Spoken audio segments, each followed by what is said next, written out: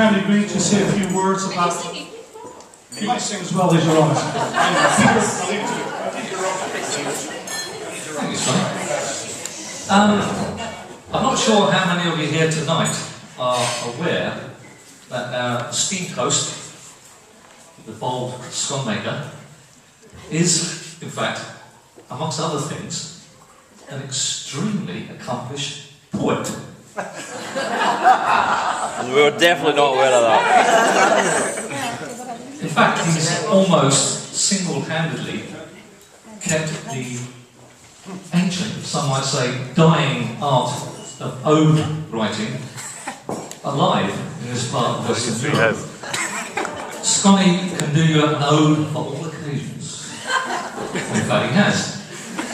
Although in recent years, he's tended to focus on his friends' birthdays. In particular, 60th birthdays. He did, a couple of years back, he did a rather splendid ode for Jeff Goldie's 60th. And much more recently, because I'm of course a lot younger than Jeff Goldie, he did an equally splendid one for my 60th.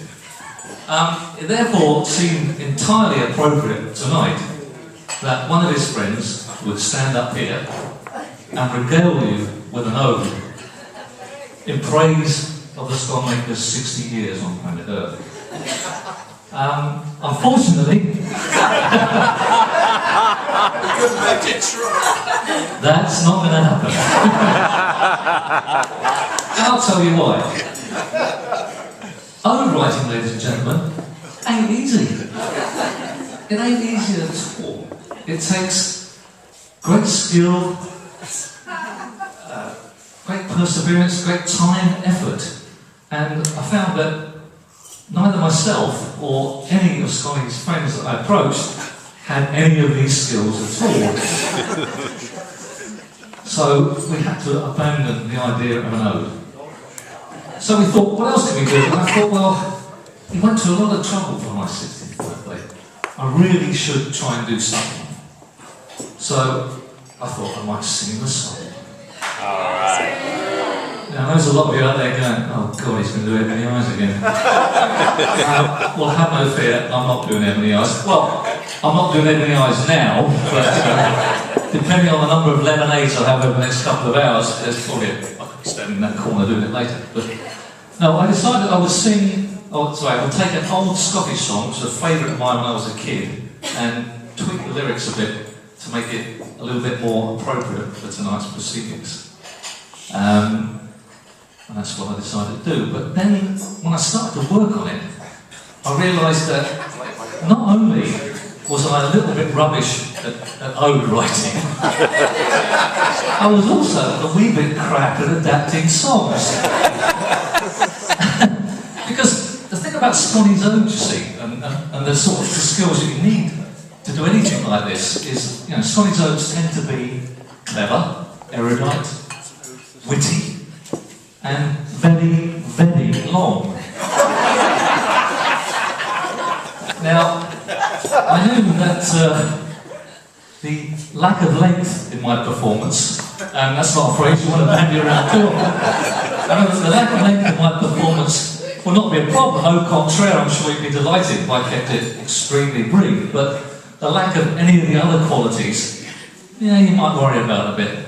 Anyway, I persevered a bit with the song, and in the end, I decided I had basically two choices. I could forget all about it, walk away, or I could risk standing up here in front of you tonight and making a complete brat of myself.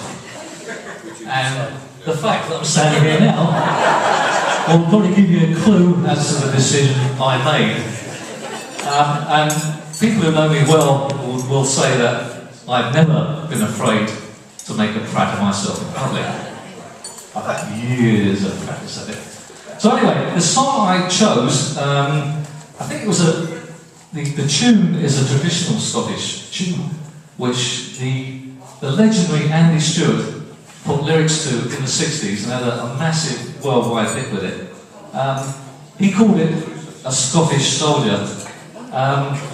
My version, with more than a passing nod to the great William Topaz McGonagall, is It's called Scottish Sconny, and I will attempt to give it to you now for your delectation, or not.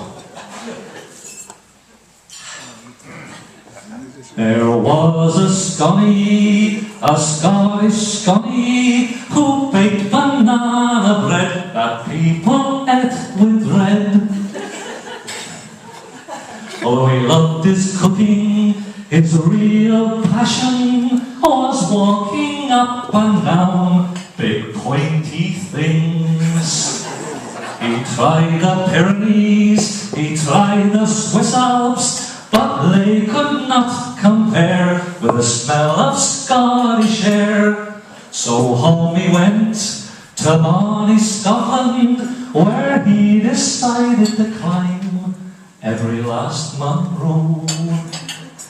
Because those green hills are not Highland hills, nor the island hills, they're not Highland hills. However green hills, foreign hills may be, they are not the Munros of home. He got his map out and marked them off, and what he saw was that there was an awful lot. But on the plus side, he'd tell the ladies, I'll put a little prick in all the ones I climb.